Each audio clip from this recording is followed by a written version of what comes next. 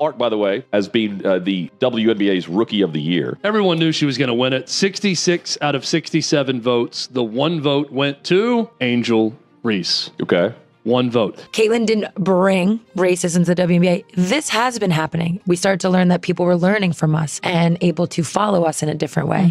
And who are we following? Black women. But black women, we hate them and we won't watch them. And so it's all racist. Nah, your product wasn't any good. Sue Bird thinks she has to bow down to angry black women in order to be accepted. The WNBA world just exploded with news that everyone saw coming, but few expected it to be this definitive. Caitlin Clark, Rookie of the Year, which was a foregone conclusion. It's so obvious who should win the award, and when you're the one who doesn't do it, you don't deserve the vote. Caitlin Clark has officially claimed the Rookie of the Year title, and it wasn't even close. Out of 67 total votes, Clark snatched 66, leaving Angel Reese with just one lone vote. One voter, whoever he or she may be, not vote Caitlin Clark, #1 on the ballot for WNBA Rookie of the Year. With stats that shattered expectations and a performance that has redefined what it means to be a rookie. You know, for whatever reason, they decide to get themselves involved, whether it is actually malintent or maybe they just want to get themselves in the headline. A lot of players got the spotlight this season because of Caitlin Clark, not to mention just overall, Caitlin Clark brought millions, literally, more eyeballs to the league this season. Caitlin Clark is not just dominating on the court, she's reshaping the league. I was wrong about the impact that Caitlin Clark was going to have on the WNBA. I did not think it was possible that one player could come in and basically quadruple the ratings. But in the middle of her meteoric rise, the conversation about racism in the WNBA has hit a new boiling point. Sue Bird, the legendary WNBA icon, just revealed shocking insights about her own experience in the league, exposing deep-rooted racial tensions that are still alive today. Racism has been impacting the WNBA well before this year. What does this mean for Caitlin, for Reese, and for the future of the WNBA? The biggest reason that she's popular is it's the Steph Curry syndrome. And I think in overall popularity, does her race play a factor? Nominal. Stay tuned as we dive into how Clark destroyed the competition for Rookie of the Year and uncover what Sue Bird had to say about the real reasons behind the ongoing cries of racism. This is going to get intense, so let's jump right in. My guess is the one person who voted Angel Reese is a local reporter in Chicago. Caitlin Clark's rookie season was nothing short of spectacular, and the Rookie of the Year results make it clear she completely outshined her competition. With a staggering 66 out of 67 votes in her favor, it's evident that the WNBA community recognizes her as a generational talent. I do not believe that anyone legitimately watched the two play and looked at the stat line and looked at the results of the team. Any metric you want to look at, there's not a single person who looked at that and said, I think Angel Reese is actually the Rookie of the Year. This was done for attention. Clark led the Indiana Fever to crucial victories, breaking multiple records along the way, including the most points scored by a rookie in WNBA history.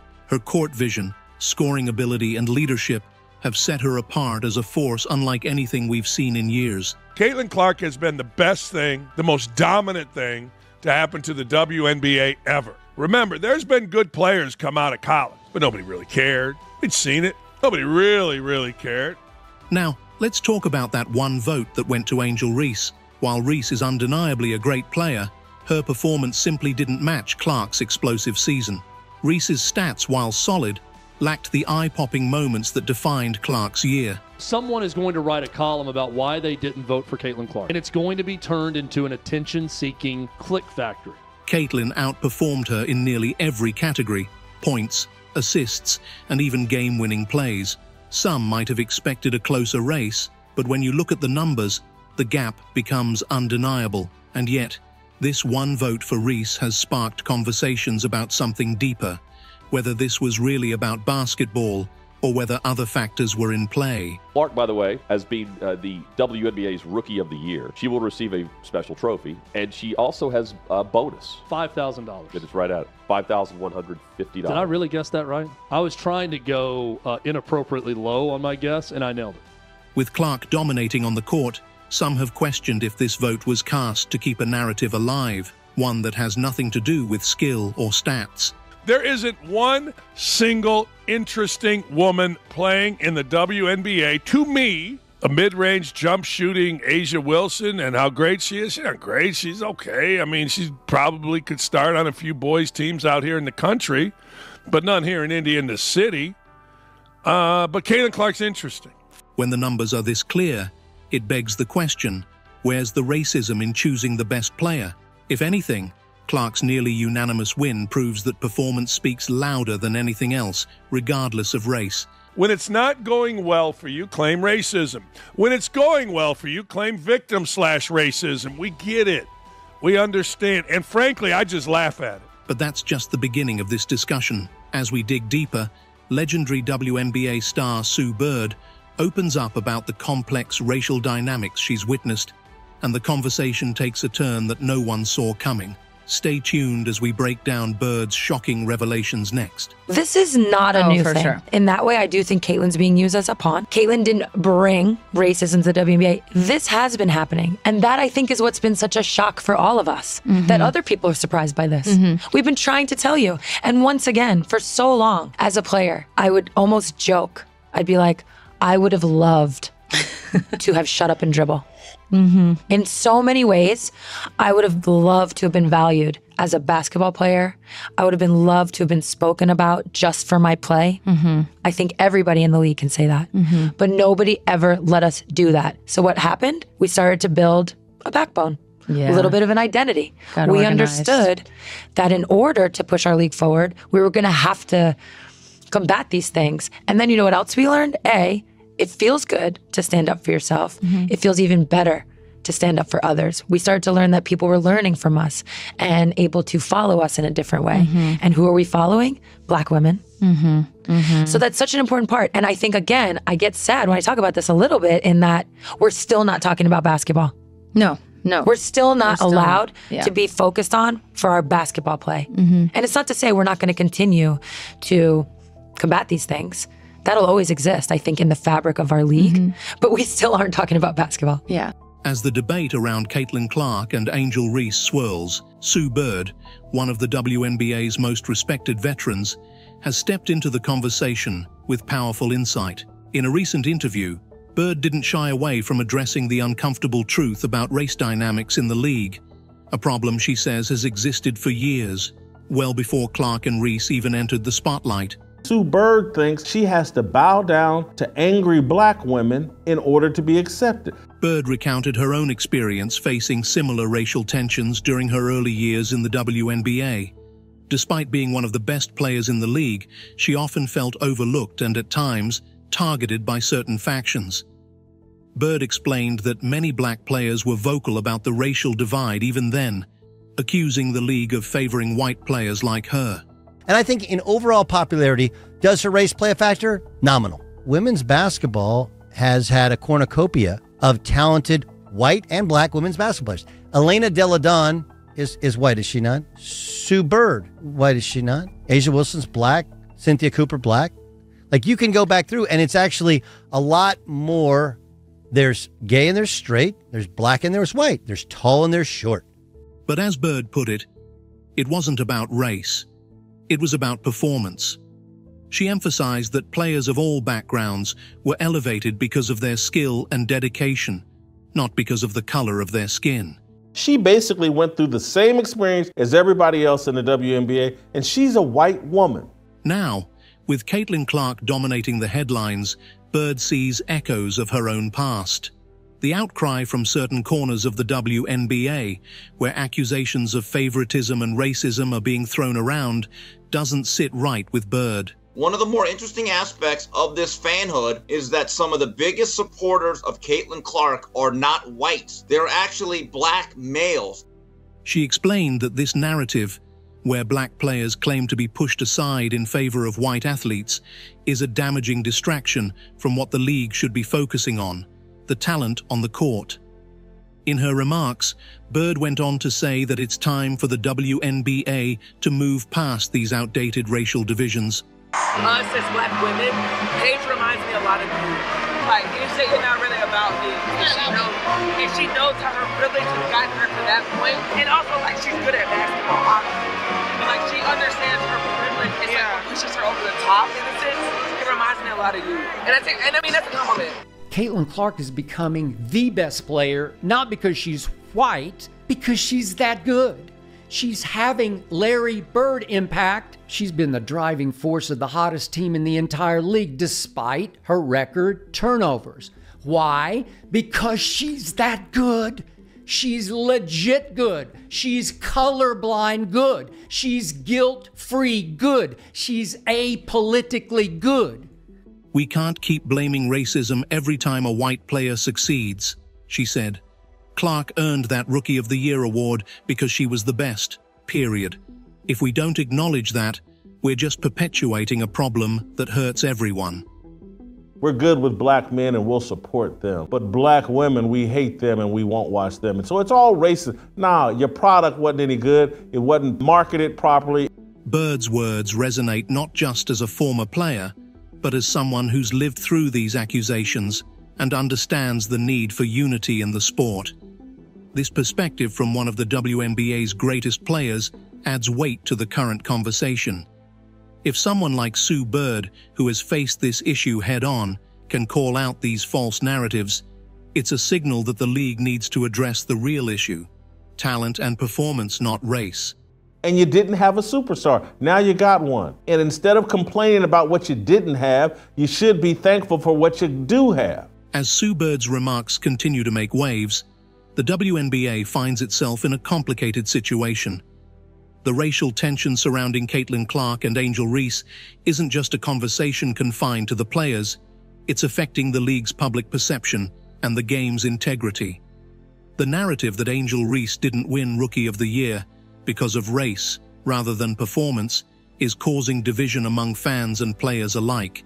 This is the problem that a lot of people have with Caitlin Clark fans and supporters. They don't buy into it. You hate it when they're here. You don't like their presence. Oh my God, look at what they're doing. They're so awful. Then when they leave, the Caitlin flight, oh my God, what do we do now? And this tension isn't new. It's just now coming to a head in a very public way. Caitlin Clark, having won 66 out of 67 votes for Rookie of the Year, has proven herself on the court. Her stats speak for themselves. Clark's scoring, leadership, and impact are undeniable. But instead of celebrating her remarkable achievements, some corners of the league have focused on that one vote that went to Angel Reese. Most points by a point guard in a season in WNBA history. Most double-doubles by a rookie guard in WNBA history. Most points by a rookie in WNBA history. Most assists by a rookie in the history of the WNBA. First WNBA rookie to record 2 triple-doubles. First triple-double by a rookie in WNBA history. First triple-double in Fever history. The first player to be named WNBA Player of the Month and Rookie of the Month in the same month. First player in WNBA history with 20 or more points, 15 or more assists, and 5 or more rebounds in a game. She won Rookie of the Month 4 times. Eastern Conference Player of the Week 3 times, single season rookie record for assists, single season rookie record for 3-pointers, single game record for assists, 19, franchise record for most double-doubles, 3-pointers, career 10 or more assists in a game, franchise record for most career 10 or more assists in a game. Fastest WNBA player to reach 100 3-pointers, she did it in 34 games, most assists by a rookie in a WNBA All-Star game for which she received the most fan votes ever, 700,000 of those. Fastest player to reach 350 points and 150 assists to start a season regardless of years in the league. People will say, pay more attention to the other folks. Like, she couldn't do it herself. You know, LeBron has teammates, Jordan had teammates. I understand. It's as if one dissenting opinion is being used to feed a racially charged debate that distracts from the real issue: merit. What's important to note here is that the Rookie of the Year award isn't based on popularity, skin color, or narratives spun outside the court. It's a recognition of excellence. Caitlin Clark's dominance in almost every statistical category, her ability to lead her team, and her electrifying performances left little room for debate. Angel Reese, while a talented player, simply didn't match Clark's level this season. Yet, the racial accusations continue to persist, overshadowing the hard work and dedication both athletes have put in. Caitlin Clark was the solution for so many things, but so many players, coaches are also painting her out to be the problem. There was all of this just nonsense about things that Caitlin was doing wrong when, in my personal opinion, she was doing nothing but going out there and playing great basketball every night and ignoring the hate that was coming to her from all sides. She was getting all of that, yet all of these eyeballs were coming to the league because of her. What Sue Bird emphasized, and what we're seeing unfold today, is a pattern where, instead of celebrating the game and the athletes, race becomes the center of attention. The real issue, Bird suggested, is that the league needs to foster a culture where success is celebrated, no matter who achieves it. We can't keep using race as an excuse when players like Caitlin Clark dominate the court, Bird said, pointing out that these accusations are damaging to the WNBA's credibility and to the players themselves. These lesbian, angry OGs have milled around on the periphery of the sports world. And then we got Angel Reese's dumbass. Now, she's just stupid. I feel bad for Angel Reese. She's trying so hard to be something she's not, which is an intelligent human being. The longer this narrative is allowed to fester, the more it affects the league. Players like Clark, who should be celebrated for their contributions, are being dragged into unnecessary racial debates. Meanwhile, talented black athletes like Angel Reese risk having their careers overshadowed by accusations that they weren't treated fairly because of their race, when, in fact, the numbers and performance tell a different story. As we continue to see the fallout from this racial narrative, it's clear that the WNBA is at a crossroads. Will it allow race to dominate the conversation at the expense of the game? Or will it shift focus back to where it belongs, on the court? In the next section, we'll look at how the league and its fans are reacting to these events, and what the future might hold for Caitlin Clark, Angel Reese, and the WNBA as a whole. There is not a single grateful person I ever hear from in this league, and Angel Reese is a prime example of this. In that post on social media, she said, "I have never once had privilege in my life. Give me a break." Right. You are a God-gifted 6'3" great athlete who had privilege throughout her youth athletic career, had privilege in high school as a great player, got to go on a full ride and make millions in NIL at LSU. You're one of the top picks in the top professional league in your sport, and now you are privileged everywhere you go. As the dust settles around Caitlin Clark's Rookie of the Year victory and Sue Bird's revelations about racism in the WNBA, the league faces a critical moment. The tension between race and merit is pulling at the fabric of what should be a celebration of skill and athleticism. Caitlin Clark, with her stunning 66 out of 67 votes, proved herself beyond a shadow of a doubt. Yet the conversation has been skewed by claims of racial bias. Angel Reese's lone vote has been used as a focal point for a deeper, more divisive discussion that threatens to overshadow both players' talents. Sue Bird's brave words have exposed a truth that many have felt but few have voiced. Racism exists in all corners, and it's not just white players facing bias. For the WNBA to thrive, this cycle of racial accusations needs to end. It's time for fans, players, and the league itself to focus on the real issue: the love of the game, the talent on display, and the fierce competition that defines the sport. Caitlin Clark is already proving to be a generational talent, and the weight of this debate shouldn't be her burden to carry. Likewise, Angel Reese, a skilled athlete in her own right, should be encouraged to push forward without the cloud of racial tension hanging over her career. The future of the WNBA hinges on these players and others like them being recognized for what they do on the court, not the color of their skin. Caitlin Clark has taken so much crap from so many types of players this season, pretty much from every team she's faced. Players realize that if they attack Caitlin Clark, their names are too going to be in the headlines. Caitlin Clark came in and made such an impact on how many people started to care about the WNBA. This was the highest viewed season in the history of the league. Now, more than ever, it's essential that the WNBA navigate this moment carefully. Fans and players alike are looking for leadership, clarity, and a renewed focus on what matters most: the game. If the league can rise above these racial divides and refocus on the incredible talents it has, the future will be brighter than ever. Only time will tell whether the WNBA can truly move past this moment. But one thing is clear: Caitlin Clark has already cemented herself as a star, and no amount of debate will take that away. The question now is, will the league let these racial narratives define its future? Or will it allow players like Clark and Reese to shine for who they truly are: exceptional athletes